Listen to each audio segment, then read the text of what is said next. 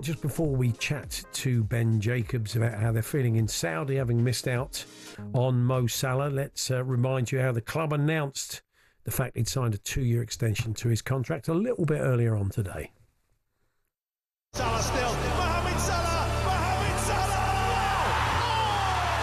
That is beyond special! It's a special moment always when we play in Anfield. There is no place like that. The warmth you feel inside, the song for the game, everything about it. Every moment you score a goal and they sing my song just like something special. والقصة لسه مستمرة. Yes, there we are. Very good news for Liverpool fans. Yeah, so let's have a chat with that man who keeps a close eye on Saudi football for us, Ben Jacobs. Hiya, Ben. Afternoon, gents. How are you? Yeah, good. Thanks. Yeah, not too bad, thanks. When do you? I mean, your contacts out there. When did they feel that they weren't going to get what they hoped for? The signs. I mean, it kind of broke yesterday, but they must have had a kind of heads up before that it looked like he was going to stay at Liverpool. Yeah, I think Saudi had been out of the race for Mo Salah for several weeks. We broke on talkSPORT at the end of March that it was unlikely Salah would move to Al Hilal. Michael Emenalo is the sporting director of the Saudi Pro League. He knows Salah well. I think it's logical to assume if Salah was going to Saudi, Emenalo would be working on the deal, and yet he wasn't. So after the winter window shut, I think Saudi started to realise that Salah wouldn't leave for Saudi this summer. Liverpool were always optimistic, and this is why Al Hilal, despite their interest and talks, never placed a new offer after that original one, which was Al Ittihad in the summer of 2023. So it's a blow for Saudi Arabia, but of course Salah's still young enough that he still might end up there, just not this summer. He could maybe do a year of his 2 years, in which case Liverpool could get a fee. This was Charlie Baker's theory yesterday, and they maybe could get their man next summer. Who knows?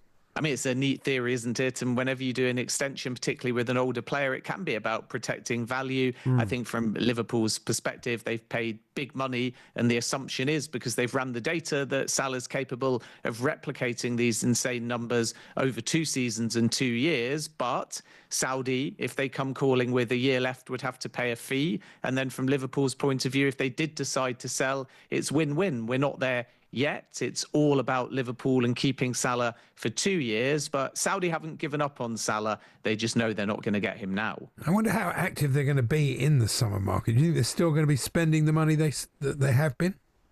Very active. I kind of think that the Saudi windows are skipping a year, and that's because there's foreign quotas. So they filled a lot of the foreign quota in summer 2023, and then when you get to the following summer 2024, you can't sign as many. And then after 2 years, a few players leave, you do a squad refresh, and I'm told that this summer is going to be just as big as summer 2023 for Saudi Arabia. Really? You've got Neom FC, who are going to be promoted in likelihood to the Saudi Pro League. They're going to be very ambitious. You've got Al Qadsiya, who can spend their own money. They're not only reliant on central funds because Aramco are their owner. You've got the 4 PIF clubs as well. And my expectation is several Premier League stars will be targeted. Mohamed Kudus and Al Nassr. There's a Saudi-specific release clause higher than is one for Premier League clubs at 120 million, and a bid may be prepared, not quite for that number, but maybe not far off. You've got Karim Mitoma, who Al Nassr tried for in the winter market, but he didn't want to leave. Al Nassr or another Saudi club might be back for him. You got Luis Diaz, that will be one to watch. He could leave Liverpool. Darwin Núñez as well could go to Saudi Arabia as well. So I think we're going to see a big window, but Salah was the dream target. And unfortunately for the Saudi Pro League, it's not to be, at least for this summer. Yeah, he was much more than just the player. I mean, he was going to be the poster boy, Arab speaker. There was so much more to getting him. I just wonder, I mean, to say they're ambitious, I mean, you look at a player like Isak that is completely priced out the market from most Premier League clubs. He's been that good. I mean, that a player like that in his prime, to get a player like that would be quite a coup, but I mean, that's a big if. Yeah, I think in a weird way, it's kind of impossible for Saudi Arabia to get Alexander Isak unless Newcastle's perspective changes, because people will naturally say, well, it's PIF dealing with PIF. Yes, of but course. It's not.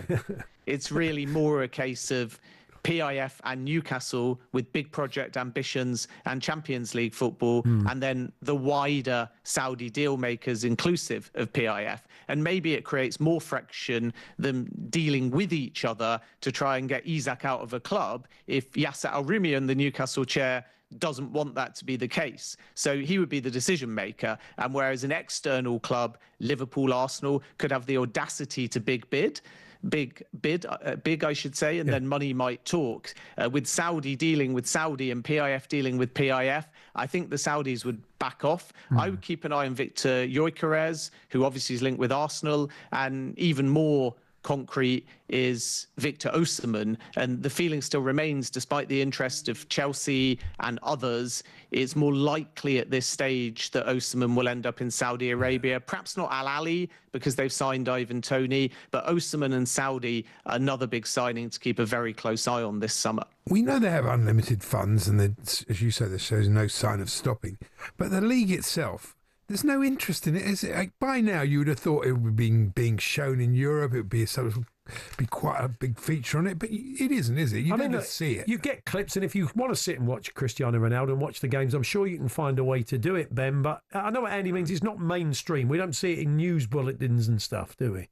No, I think you sort of see social clips. Ronaldo scores a worldie or a milestone, or the Jeddah derby that we've recently had, 60,000 fans, big tifos, and these things get shared. But remember one key point: the aim of the league is not to sort of pacify us or gain an international audience. It's about bringing top quality football to Saudi Arabia, where there is far more of an existing football culture than, say, in China. And that's why the Chinese Super League never really got off the ground. So the reality is that it's a formative part of an ambitious project. I don't think the Premier League was as global by, let's say, 1995, 2 seasons after it first launched or so. So Saudi would probably argue, wait 5 to 7 years to that same sort of turning point when around the late 90s or 2000, the Premier League really took off. It really became global. It really became the league that everyone was watching.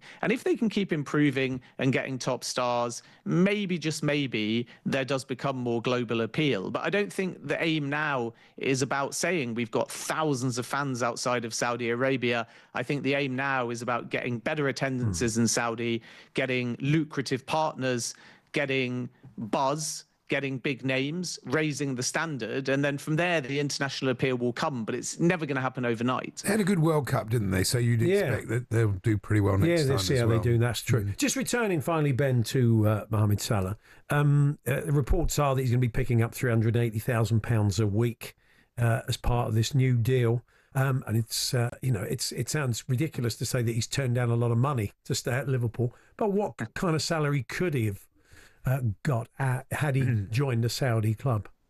10 times that, basically, or slightly less. So the Liverpool package is very similar to his existing one, perhaps structured ever so slightly differently to be a bit more incentive driven. But the reality is that 20 million is the equivalent of between 350 and 400,000 a week. And that's base wage, that's week on week bonuses, individual or team. And then crucially, if Salah hits 20 goals in a season, he gets a one-off big payday. And that was the same on his old deal as well. So all in and rounding it, we can say 20 million. All in for Saudi, we're talking between 160 and 175 million. So it's a significant difference. It's more like Cristiano Ronaldo money. He'd be the joint best paid player in Saudi Arabia had he moved, and that money still may be on the table in a year or 2 years' time as well. But obviously for Salah, it's not just about the money, it's about staying at elite level in Europe. But I suppose it's also about knowing that that money, as you say, is still there, that he can have 2 more years, if you like, at the top, playing at elite level, and he can we can have his cake and eat it, basically, Ben, can't he?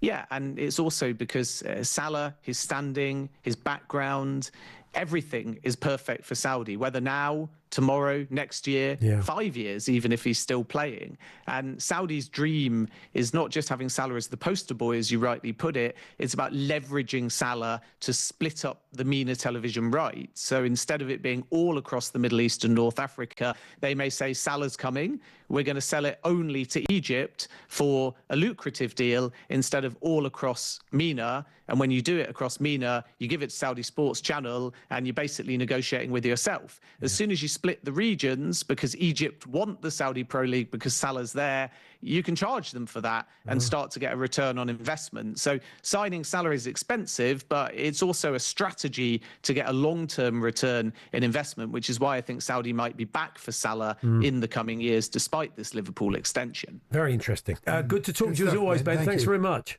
Cheers, guys.